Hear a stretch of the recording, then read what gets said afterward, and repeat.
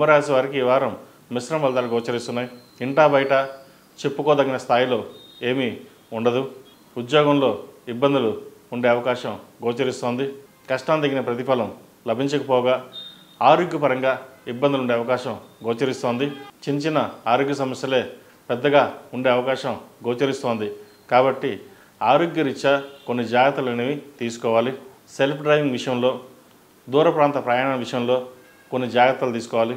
ఏదైనా సలహాలు సూచనలు పెద్దవాళ్ళని అడిగి తెలుసుకోవడం అనేది చెప్పదగినది.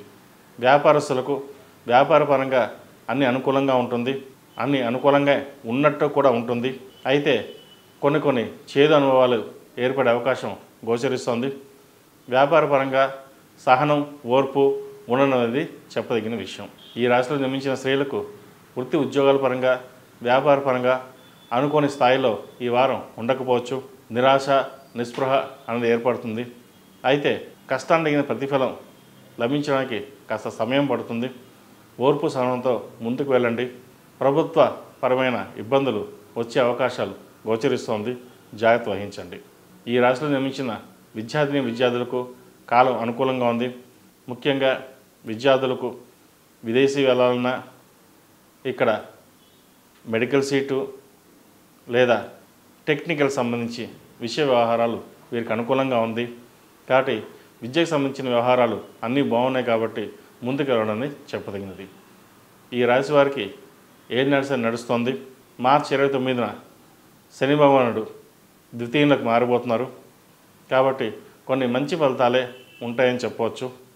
ప్రస్తుతం ఏలినాడు శనికి 8 శనివారాలు శనికి తైలాభిషేకం, అఘోర పాశుపత హోమం చేయించడం చెప్పదగిన విషయం. అలాగే నల్లని వస్త్రాన్ని దానంగా ఇవ్వండి. మంచి ఫలితాలు సంప్రాప్తిస్తాయి. ఈ రాశిలో జన్మించిన వారికి కలిసి వచ్చే సంఖ్య 2, కలిసి వచ్చే దిక్కు తూర్పు, కలిసి వచ్చే రంగు నావీ బ్లూ.